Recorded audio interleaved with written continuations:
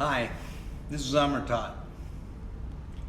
Today I want to do an homage to Ram Dass, part 2.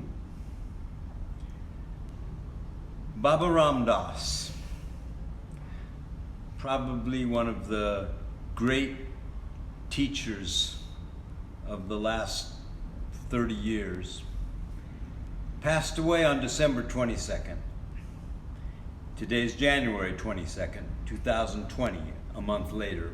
Worldwide, there are homages to him and special programs in remembrance. Ram Dass was a great teacher and inspiration for me.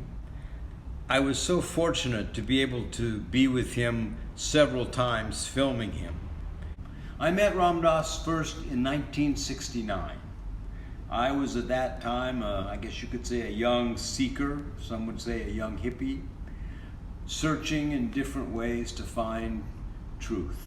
Baba Ram Dass was an American professor of Harvard University.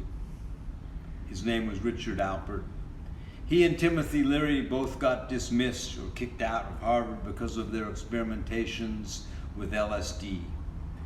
And this started an inner search that took Ram Dass to India and back.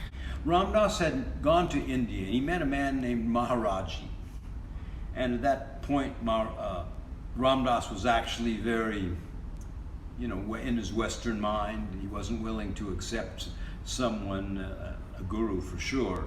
But when he met Maharaji, Maharaji had this certain air of him of love and also had a way of, how could I say it? He had, I guess there's no other way to say it except he had certain powers. He was able actually to be able to read and intuit people. And he was able to tell Ram Dass some information that only someone who was reading his inner mind could know. When Ram Dass had been out walking at night thinking of his mother's death, and the next day Maharaji told him about that experience, and Ram Dass realized he was in front of some man who had a certain sort of knowledge, and he pledged himself to learn. But after a while, Maharaji kicked Ram Dass out of India, said, "Your job is back in America." And Ram Dass, you could say in a way, was one of the first, maybe the first, one of the first American westernized gurus, although he would never call himself a guru. He always would look up to Maharaji as the guru. He was just, let's say, a channel for the higher energy.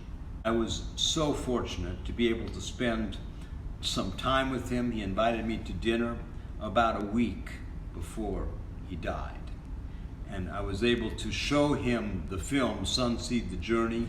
He looked at himself and was smiling. He looked at Sufi Sam and some of the other teachers that you'll see in the film and seemed so happy to see the film. We hugged each other. I said to him, "Thank you, Ram Dass. God bless you." And a week later, he was gone. What is death?